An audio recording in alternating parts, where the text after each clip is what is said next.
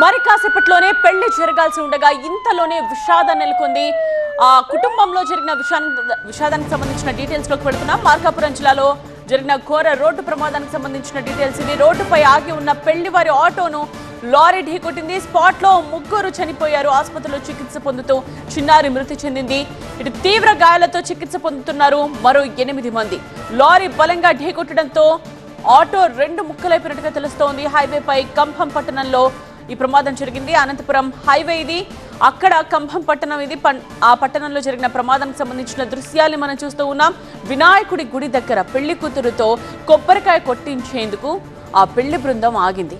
ఇంతలో ఈ ప్రమాదం జరిగింది. ఇవాళ ఉదయం 9:30కు వివాహం జరగాల్సి ఉండగా పెళ్లివారింట్లో అంతులేని ఈ విషాదాన్ని నింపింది ఈ రోడ్డు ప్రమాదం. ఓవర్ స్పీడ్ తో దూసుకొచ్చి 2 బైక్లను బట్టి బంక్లను కూడా ఈ లారీ ఢీకొట్టింది.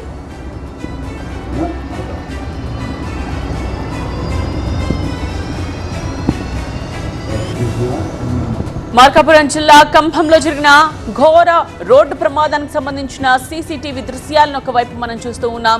యాక్సిడెంట్ తరువాతి దృశ్యాల్ని కూడా మనం చూడొచ్చు. పెళ్లి బృందం వినాయకుడి గుడి దగ్గర పూజ చేయించేందుకు పెళ్లి కూతురుతో ఆగి ఉంది.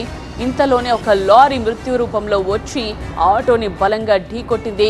స్పాట్లోనే ముగ్గురు చనిపోయినట్టుగా తెలుస్తోంది. ఆసుపత్రిలో చికిత్స పొందుతూ చిన్నారి కూడా మృతి చెందినట్టుగా తెలుస్తోంది. ఈ యాక్సిడెంట్ కి సంబంధించిన కంప్లీట్ డీటెయిల్స్ ని తెలుసుకుందాం. మా స్పెషల్ కరెస్పాండెంట్ ఫైరోజ్ అందించడానికి సిద్ధంగా ఉన్నారు. ఫైరోజ్,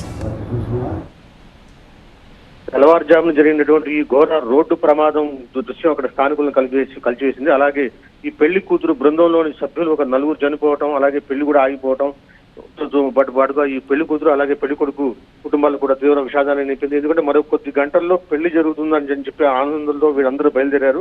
ఒక ఆటోలో బయలుదేరారు. గిద్దలూరు నుంచి ఖమ్మం దగ్గరే కావడంతో ఆటోలో బయలుదేరారు 14 మంది ఆ సమయంలో.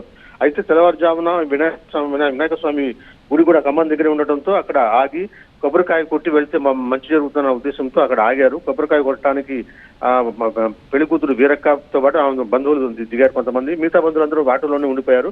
అయితే అదే సమయంలో అతి వేగంగా వస్తూ అదుపు తప్పినటువంటి లారీ ఈ ఆటోను ఢీకొట్టి ఎదురుగా ఉన్నటువంటి మహిళల పైన కూడా దూసుకుపోయింది. దీంతో ఈ ఆటోలో ఉన్నటువంటి ముగ్గురు అక్కడికక్కడ చనిపోయారు. వీళ్ళందరూ కూడా పెళ్లి కూతురు వీరక్కకు సంబంధించిన అన్నదమ్ములు ఇద్దరు, ఒక వదిన ఉంది, అలాగే ఆ వదిన కూతురు కూడా ఆసుపత్రిలో చికిత్స పొందుతూ చనిపోయారు. మొత్తం నలుగురు చనిపోయారు. మరో 8 మందికి తీవ్ర గాయాలైన వీళ్ళందరినీ కూడా ఖమ్మం ఆసుపత్రికి తరలించారు.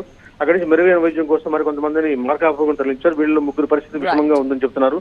ఈ ఘటన ఎందుకు జరిగింది, ఇతను ఏమైనా లారీ డ్రైవర్ ప్రస్తుతం అదుపులో తీసుకున్నారు, అతను కూడా సులభ గాయాలైన, అతను కూడా చికిత్స